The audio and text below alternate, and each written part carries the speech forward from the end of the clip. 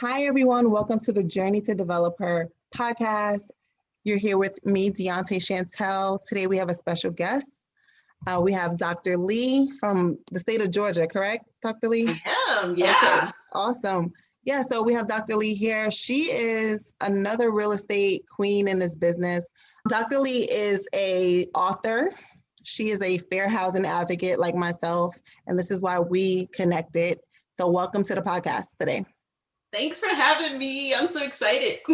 Awesome. And you're also a coach, and we're going to talk about your coaching program towards the end, but I like to definitely bring that to everyone's attention.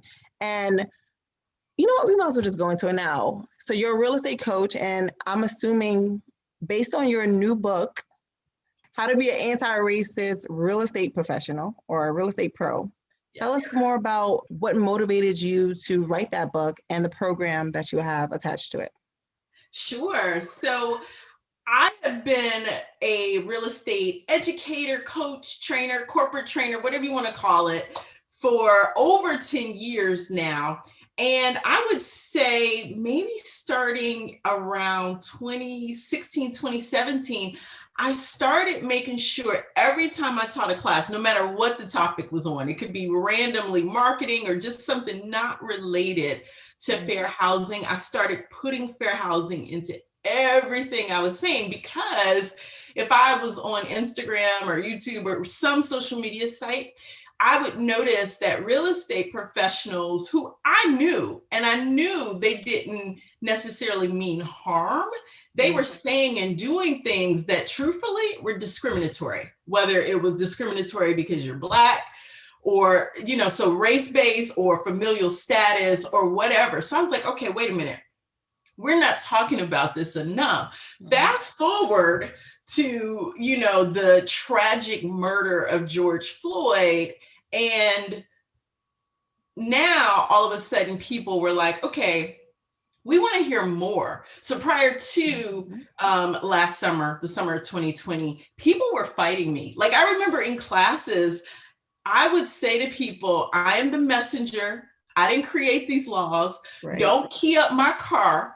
Like they were really coming hard. Like they didn't like a lot of this stuff. But this past summer, they became much more open to hearing about it. So that sparked the latest iteration of how to be an anti-racist real estate pro. Now that I was already talking about it, but now people are actually hungry and looking for packaged material. So it's a journey, it's never a just one and done, but it's a journey. So that's the short version. Right. I mean, I thought that was just like, as soon as I saw your profile, I don't even know how I found you, but I saw your profile. I was like, wow, she's me. I'm her. Because I'm also, right. Like we're the same, like the way we think. And I'm also a realtor in the state of New York. I also, of course, invest and develop in New Jersey, but I'm a realtor. And for the last, 4 years now, I've personally been working with individuals who were discriminated against, not only for race, like race is the most common thing, right? But they're discriminated against for not having an address, meaning they're homeless, meaning they have a mental illness, meaning they have children. It could be anything, disabilities, anything, bad credit, like that's now discrimination, income. So I'll never forget in 2019, the end of 2019, I had to do my CLE renewals, and they hounded in on fair housing. And I was like, oh, wow, like, okay. I know I was doing things correctly, but I didn't realize that we really needed that training, especially in our dialogue with people. Like I see it all the time, even being a consumer in the real estate market, how they try to discriminate against me right off the bat because they see my name, Deontay, they know the name mine. That's a Black person. But like right off the bat, I mean, but I get the discrimination just off of my name. Of course, me being a Black person sometimes, but as a realtor, working with individuals who were using programs such as Section 8. And New York City has so many different great, amazing programs that helps individuals get back on their feet. I used to have landlords like, I'm not going to take that program. I'm like, what do you mean you're not going to take the program? I will contact HUD and get you reported. Like, and they knew me, they were my friends, but they knew I wasn't playing with them either. So I got this motivation literally December 2019 to even more enforce fair housing. I even came up with an idea. I can't tell y'all what it is yet because, but maybe you and I could collaborate later on fair housing. And then now we have COVID, right? COVID is even more of a detriment in many ways to, doesn't matter the color at this point, to people who can't afford their rent, right? And if we didn't need affordable or workforce housing before, we need it now more than ever. And even now, post-COVID, I see some of the laws changing for discriminatory actions for landlords. Now in New York, you can't even discriminate for evictions right now. Like before, of course, you could have if they had a filing, but right now you can't even run their background for judgments or evictions. So I'm like, all right, New York is always setting the tone. I wonder what the rest of the world is going to do, especially once these eviction, I can't even say the word right now, moratoriums are lifted, right? So it's just like COVID, I'm kind of grateful for it because it's like a reset, especially for you and I's mission, not so much on race, but just overall the fair housing discriminatory practices and acts that have been happening for many years. No one really cared about it until George Floyd died, right? But like I said, it goes way beyond just race. It goes deep into literally someone rejecting someone for having Section 8, right? Or discriminating against someone that has Section 8, which I think is silly. But yeah, I just wanted to talk about that briefly. Yeah, it's fair housing is so deep and goes so wide. And to your point, for me, all of fair housing is so important. I focused on race this past year simply because, to your point, I just felt like it was so many pieces that it would almost be like a rabbit hole. So I was like, okay, let me focus on one, but I definitely, unfortunately, see the discrimination that really befalls a lot of people of a lot of circumstances, and it just shouldn't be. Fair housing should really be for all. Yes, I agree. But I love, I love your mission. I love what you're doing, and it's necessary. It's super necessary. We're in 2021. George Floyd died in 2020. Who would have thought that we needed to have a conversation about race?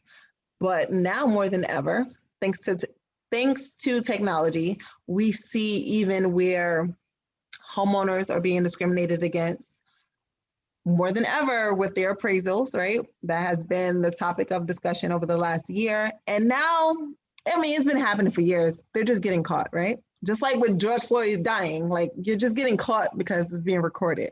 Right. But these are things and practices that have been going on for many moons. Recently, I had the chance to watch, of course, everybody knows The Banker. And if you don't know, go watch it. But there's a TV show, Them, I believe it was called. Them, yeah, on Amazon Prime. Yeah. Even though it's a twisted show, a lot of it is rooted on the racism that existed in the real estate industry, especially when, we were ending segregation in communities and blacklisting. No, I'm sorry, Lord, I can't even think. Well, you can talk about it if you want. But a lot of the discrimination, systemized racism that was happening, such as steering, was identified in the show. And what's the other one? Redlining, blockbusting. Right. I'm like, I can't think right now. Yeah, so the show identified all of it, and it had this own sci-fi twist. So I thought that show was just like incredible, brilliant, and scary at the same time. But let's talk about let's talk about your coaching program for a second. Now, do you find it, or even as a professional, that even other Black professionals discriminate against fair housing policies? So yes, short answer is yes, but the longer answer, the arc of being in the United States, a lot of things it's unconscious, right? It's things that we don't even realize that we're doing and saying. Like you, for example, even mentioned with Section 8. I don't know how many people I've come across like, oh no, I don't want Section 8. Well, we don't get to discriminate based on someone's source of income. In a lot of these states, it's not across the board in every state, but most states, you can't do that. Right. So these are things where, again, some of it's unconscious. We don't even necessarily, and I say we, meaning just the community at large, we may not even really understand the laws behind these things. And then, unfortunately, we that are professionals in the industry, I want us to have, I really want fair housing to be a class that's taught and required more frequently. So for some of us, the last time we really took fair housing as a standalone class might have been when we got licensed many moons ago, you know, so this stuff isn't fresh. It isn't top of mind. And I think that's the bigger issue. The more we can highlight, one, what the law says, and two, how this really affects human beings. That's the piece of this. We don't always think about how this comes across to the person that it's harming. But the moment we start to think about that, then it makes sense. So yeah, it's people of color, it's the marginalized. So again, it may be people that grew up on Section 8 that now that they own properties, they don't want Section 8 because they have bad memories. So, you know, it's complicated. It is. I mean, as a investor and developer, especially now, like even as a realtor, like I had at the beginning of COVID, or even now, I still have investors that are my friends blowing my phone down. Do you have any Section 8 clients now? Or any programs? Because the programs, some of them wasn't down for it before, but now they're like, all right, that's what I need. And I'm like, well, you should have had it when I was offering it.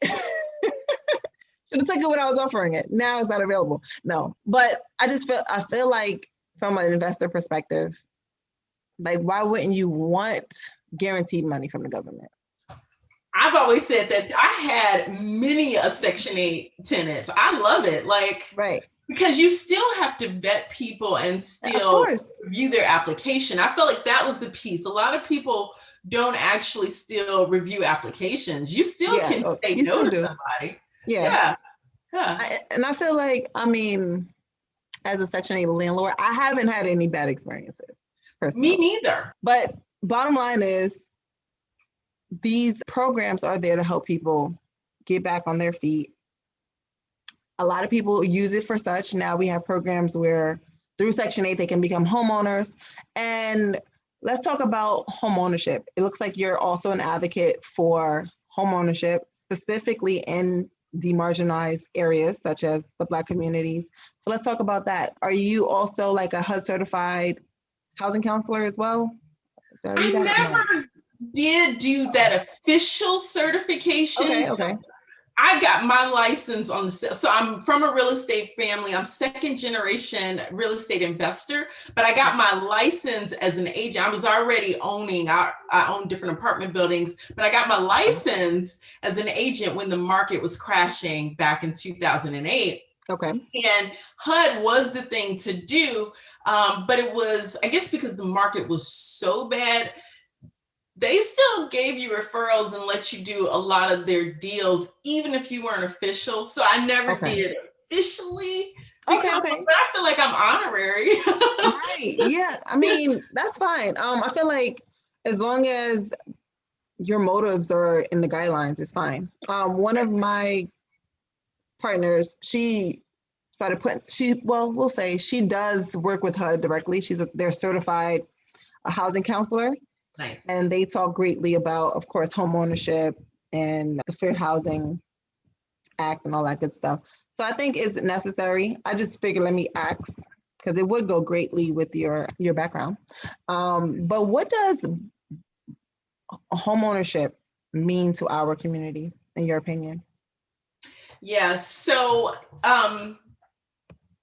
homeownership for everyone means generational wealth. It means access to schools, to wellness resources, like medical, hospital. It means everything. Like to me, and I know I'm biased, but real estate to me is the hub. I love everything real estate, so you're not. Yeah, I know. So yeah, we're a little biased, but because I do talk to people who are against capitalism and home ownership. They feel is a representation of that.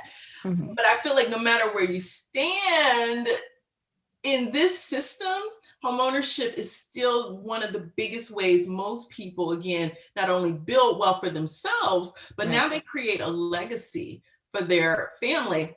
This is so important in the African American community because I know for many of us, certain things are still off limits. We keep talking about these glass ceilings at these companies and how, for example, Black women are apparently the most entrepreneurial, but part of it is because when we go to certain companies, we're not seen, we're not heard, so we got to branch off. And when you own a home, you now have equity, likely, right? Even despite the fact that we know appraisals are undervalued in communities of color, there's still usually a base of equity that you can use, you can work from. I know for me, I mean, that's how I built when I first moved to Atlanta. I bought my condo and I took the equity out of my condo to buy my first apartment building. And then it just, it was a snowball from there. So I think about that and how, not all African Americans obviously is changing. Being a Black person is changing, where we are now starting to see families with inheritances they're able to give their kids even before they die. But we know just from a numerical standpoint, our numbers, our wealth, I think it's like less than 10% compared to our white counterparts and friends. So that's a big financial wealth gap, big gap. And again, homeownership to me is the equalizer. It becomes the best way to level that playing field. It's an investment that, again, for many of us, it's the only one that is actually appreciating.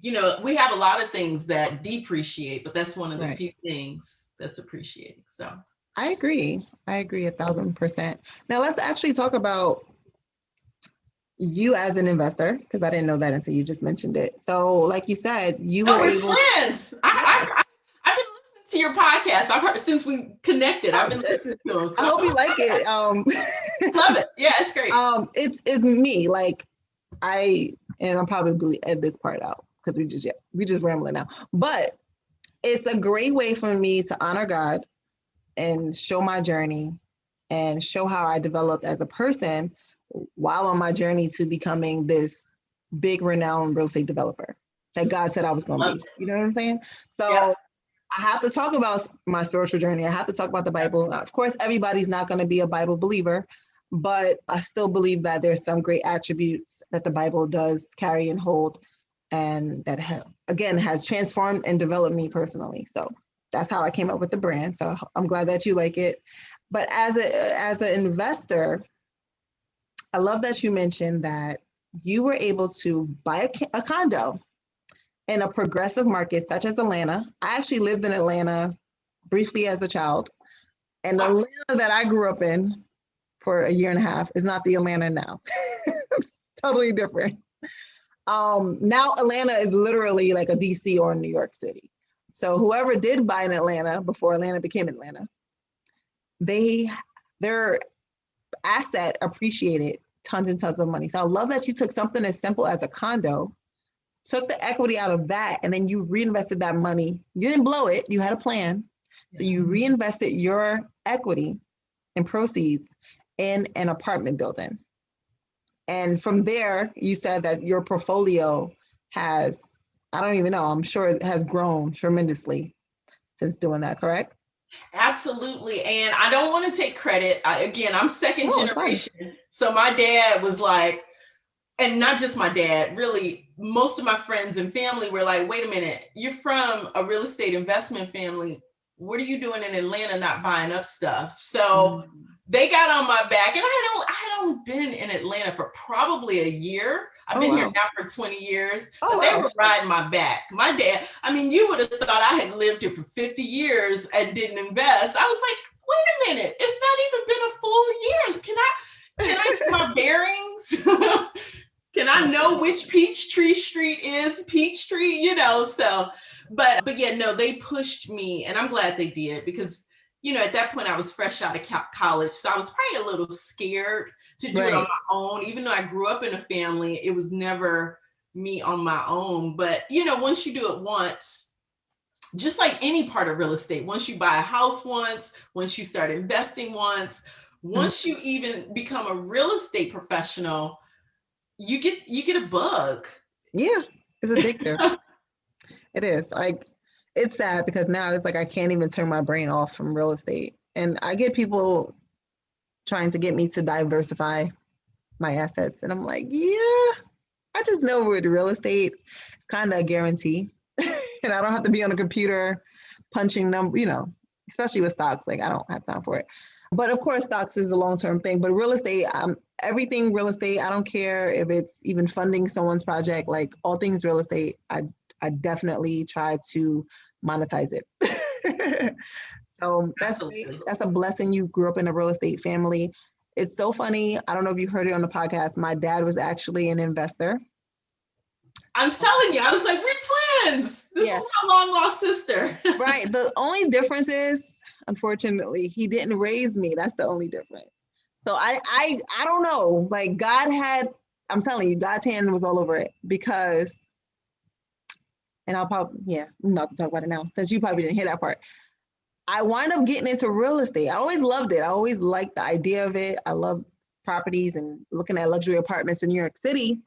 But I had a friend who I met while I was trying to become a model, or while I was modeling, we'll say, in New York City. And she started doing real estate. So she went from being this video vixen to being a real estate agent. And I was 21, graduating, and I hated my job. Now, I was supposed to be a lawyer. So I do have a paralegal certification, a political science degree. So like I said, we are a lot in common in many different ways, because you couldn't tell me I wasn't going to be a lawyer. I still might be a lawyer. But just now to help policies dealing with real estate and fair housing. So that's a whole nother story. Anyway, this young lady, God saw it fit that she got me into real estate. And I went through a period where I was almost homeless. Like, this girl let me live with her. Like, she really was a friend to me. And when it came down to it, I hated working at AT&T, even though they put me through college. She was like, since you have the sales experience, try real estate. You can do your own schedule. And that's how I got into real estate as an agent. I wasn't even really thinking about it. I did it for money, because that's what I needed at the time, and for freedom. Like, I needed to stop working at 9 to 5. Actually, it wasn't even 9 to 5. I was working like 10 hours a day, 50-hour weeks. It was just a lot. So make a long story short, I became an agent, and then I didn't really like the hustle because it was like car sales. I used my legal background to become a real estate paralegal. I was like, you know what? I'm going to do this. I'm going to go to law school, blah, blah, blah. Wind up not going to law school, wind up getting into investing in real estate while being a paralegal. Because I started seeing these investors make these checks and these wholesalers make these checks. And then I became a wholesaler. And then while wholesaling, I met the right people and became a developer. So my story is like, I had to go all the way around the block to get there, but I got there. And I needed that. Like, I feel like my father, we're closer now, but I probably wouldn't have appreciated it if he would have just been like, here you go. I probably just would have became a lawyer, right? If I had his backing. Right. But now all of these fair housing acts and me being a realtor, seeing how people get discriminated on the lending side and the even rental side, it has motivated me and focused my brain on, okay, if you do go to law school, how can you make an impact? Through real estate, but in the legal field as well. How can you use your gift and your knowledge to really make an impact outside of just making money? Like, what are you going to do for the people? So I feel like once I do get a little bit more stable, because right now I'm on go, like I'm trying to rebuild communities, but once I get a little bit more stable, and I'm only 32, I am going to go get my law degree. And now that everything's online, I could do it. Like COVID was like, I'm telling you, a blessing because all of the law schools went to virtual. So especially the school I want to go to. I'm like, great, awesome, let's do it. But with that being said, I'll be able to make more of an impact because I really know the business in and out. So my journey doesn't just end at developer, doesn't just end at developer. Ultimately, I do believe it's going to end with me having my JD. And I'm just excited. And I'm excited to, even off the air, continue to build, this sisterhood and everything that you offer. So this is really, a great honor to be sitting here with you. You too. I just love your journey and your story. Yes, I did hear in the podcast, you mentioned just how you basically followed, in a sense, in your dad's footsteps without knowing him. So I do see that as just like a God ordained thing. That's just amazing to me. So love it. I love to hear even the full part of your journey. Yeah, it's literally God. I could only give him credit. Yeah. And the people that he sent and orchestrated. So I'm assuming you're still in the Atlanta or Georgia area, right? I am. Right. So you've seen yourself personally how, again, that market has progressed. And that's the key of being a developer, investor, professional, whatever, just knowing where the market and the community is going as a whole. And I want to just step back into your brand, your program. Who do you think, and if we haven't said this already, who is this program for? So the how to be an anti-racist. Yeah. Who do you think, like real estate pro? Oh yeah. Right. Pro. Do you think is it just for real estate agents or all professionals? So really, I did purposefully make that real estate pro very generic because I have so many mortgage people, so many other of our vendors reach out and they're like, oh, wait a minute, what? Tell me more about that. Wait, what's happening? Oh, I didn't realize that. So I really do see it as being encompassing our whole industry because this is a problem. And again, I think it's more of not to say we don't have malicious people that don't care about other people. We've got those, but that's not who this is for. This is for the people that are like, I didn't know, and I want to do better. So please help me. So this is for any and all that touch the real estate industry in any way. So because unfortunately, discrimination, again, it is systemic, it is institutionalized, it's a thread through so many of these industries. I agree, especially with even the lending practices. And I want to say 2019, because this was when a lot of things started transpiring for me with networking. Even as a developer, I had to come, the idea was great. All right, start rebuilding your communities. But I didn't know that there were banks that didn't want to lend the money to the people in the community. I'm like, we're still doing that? I'm like, I didn't realize it. Now, you have all these CRA credits and banks trying to give money away, but it just started happening now. You see that, right? 2020 changed a lot. Again, George Floyd. But 2019, I had to beg people to back me as a sponsor for my home builds, right? Like I'm telling you, it wasn't that easy. So I just fast forward 1 year later, it was like, oh, wow. So in many ways, and unfortunately, George Floyd's death was the straw that broke the camel's back in all platforms and in our society. And it's so interesting. His story resonates so deeply with me because I had a boyfriend at the time when I was dating him who actually was killed by the police when I was 19. And that was actually supposed to be like what happened to him. And he was a cop. That's the crazy part. Wow. Yeah. So my story gets real interesting. He was a cop that was killed by police off duty. They didn't know he was a cop. But it's the same story over and over and over and over again, right? Yeah. And of course that wasn't recorded, but George Floyd's was, so that's why it's an issue. Even in 2016, when we had the other killings on tape I just remember being a paralegal. At that time, I just started actually taking action as a wholesaler. And I just remember like the voices in the job or the office, like basically saying like, oh, he deserved it because he was smoking or selling cigarettes, whatever the person was doing, selling CDs, I can't remember. I was just like, wow, these are the ideas of people, right? This is a human life that was taken for nothing. So that just motivated me even more to like get out of those work environments where these people are really showing me who they are, what they think about another Black person who works for that could have been me, right? Right. So I just thought that like, that whole George Floyd situation, it resonated with me in many different ways.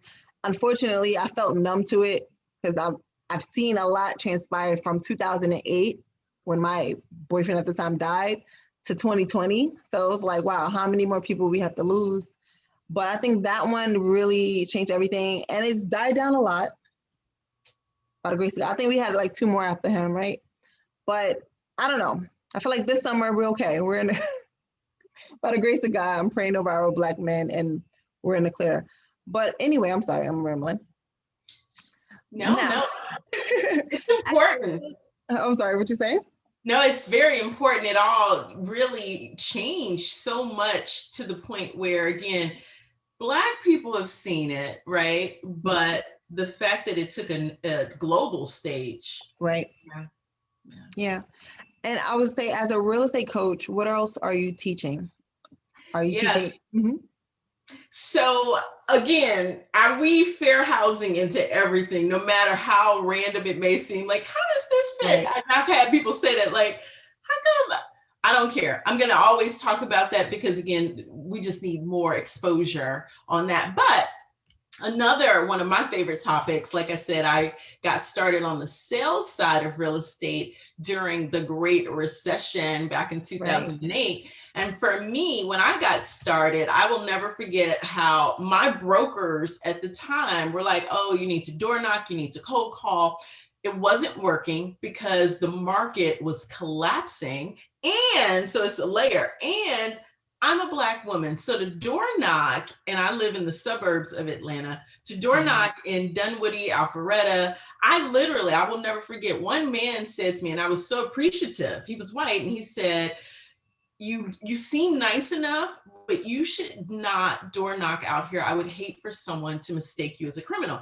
And even right now, if anybody looking at this, I'm a girly girl. I've got on a dress. I always wear dresses. And right. So I'm like, I wouldn't hurt a fly. Come on. Right. But I heard what he said, and this was, to your point, way before, 2008. iPhone, I think, just came out like the year before. So we were flip phones and it was not going to be recorded. So I wasn't going to have proof that I was in the wrong, right, or not in the wrong, excuse me, if something were to happen. So I took it. But with that time, I realized, okay, so there's got to be a way for us to grow our business without people pigeonholing us and putting us in this cookie cutter mode. And right. That was kind of the start of me birthing what I call now Profit with Your Personality. So I was able to go back to school. I got my doctorate. I studied some of the top 1,000 agents in the nation, and we were able to extract. And when I say top, these are people hitting 20 million and more in sales volume without a team. So of course, if you got 20 agents working for you and you're hitting 20 million, sure, doable. But we wanted to study people that either were completely solopreneurs or maybe at most had like their spouse or child doing some things for them. So really, again, they're solopreneurs. But we were able to come out of that and identify several key things. One, including, all personalities can actually sell. It's always been fake news that, if you're introverted, you're not going to really do well in sales, at least real estate sales. Now, it's different for other industries, but in this industry, all personalities can sell. And we really were able to determine, based off of your personality, based on the DISC profile, there are certain things that each personality should be doing, whether the market is a seller's market, buyer's market, or anything in between. And we've watched it work from the early time of right after the recession, all the way through this pandemic, even though it's not technically over. But we've seen the success again and again. So it's one of my favorite things to talk about beyond fair housing. That awesome. And I believe you have a book, correct? I do. It's the same title, the class and the book, Profit with Your Personality. So yeah, it's awesome. Something that still strikes a chord. I was just speaking with someone yesterday who she's been an agent for 30 years. And wow. We were talking about the different, again, these principles out of this. And she's like, I wish I had known this. And that was exactly how I felt getting started in real estate. I wish someone had told me I didn't have to door knock and do certain things. Not to say they don't work, because they do, but not for everyone.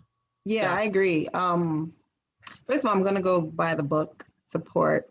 Thank you. Because yeah, of course. I'm also an introvert. I'm not too much I don't even like to call myself a realtor, because I only do it when I feel like doing it. But, yeah. But I know it would be a great tool for other, because people always come to me, especially in my market. How do I get started? Where do I get started?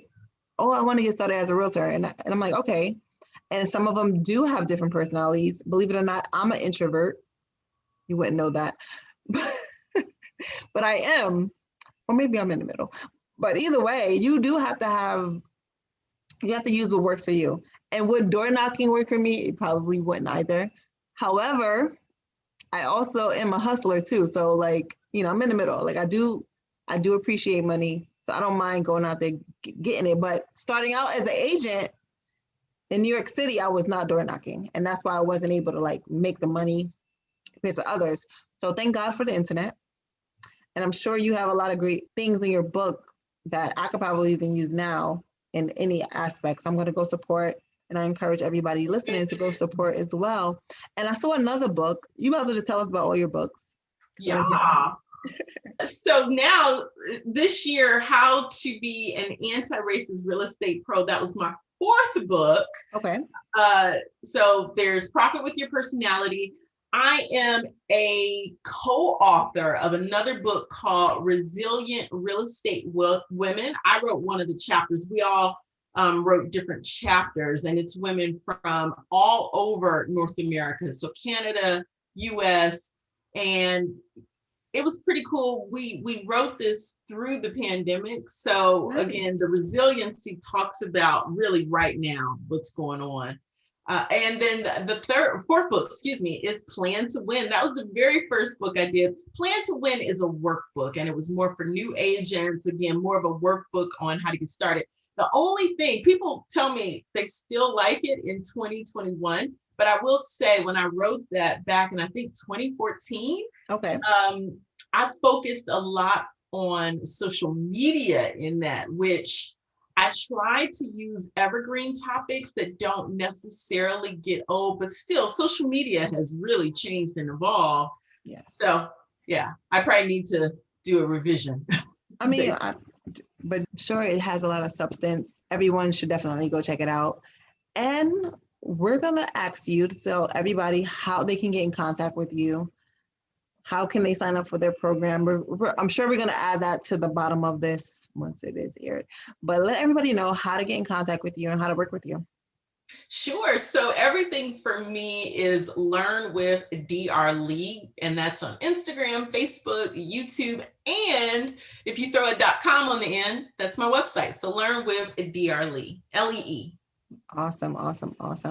And any last tips on how to be an anti-racist real estate pro? So any tips, last minute tips on that? Yeah, the main thing that I'm asking people to do, particularly those that are hearing different things, like I just posted on Instagram today, and I know this is going to air later, but I just posted today that in the news within the last 24 hours, there was another Black homeowner in California, in the Bay Area, who found out her home was underappraised by $400, and I think it was $96,000, like $500,000. So every time I do these posts on Instagram and Facebook, people are always like, oh, I didn't know this was still happening. White, Black, and everybody in between. So I have been challenging people that say things like that to me, set up for free on Google Alerts. Just set up Google Alerts. You can Google Alerts and type in fair housing and set up an alert so you see it every single day. That's all I'm doing. And that's how I'm keeping up with all of this stuff. And a lot of people who maybe feel like fair housing, oh, it's law, it's being achieved by everyone. You'll see it's a lot of people that are experiencing discrimination every single day in housing. So that's just a quick tip. Set up Google Alerts. I think that, thank you. Thanks for that tip. No, I think that's incredible. We need to see it dead in our face in many cases, because it's like no one would believe it. So I love that God is exposing people that are not doing right by his people, right? And this will help make a change. Do you have any predictions for what's to come in fair housing, especially post-COVID? And even with our market, what are your predictions with those two? Yes. So another piece of news that just came out, I think within the last week, was that the federal government, HUD, is giving like 19 million to different organizations that want to, again, pursue fair housing, and they want to police it more. So I think, yeah, I love that. I think we're going to see even more, unfortunately, of these stories come out. But you said this point earlier, it's not that there's an increase in the stories, it's just that there is now more exposure. People are getting caught. And I think that's actually a good thing. We need more people to get caught. So I think the more people get caught, the more likely it's actually going to decrease incidents, because you won't be able to hide anymore, right? So I'm looking forward to, unfortunately, the uptick creating a more equitable housing market. That's what I really feel like will happen. And then as far as the market, I'm definitely a big believer in the market being cyclical.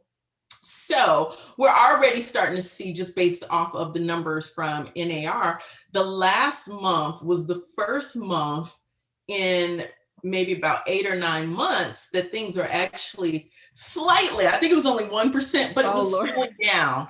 It was, I know that's like not huge in this market. It's like, but so my market is very tricky. I'm a realtor in the New York market where we got slammed first. Right. So I have a lot of sellers looking to leave. They're not even looking, they're gone. They're leaving their house behind. They're going to Florida, they're going to Atlanta area.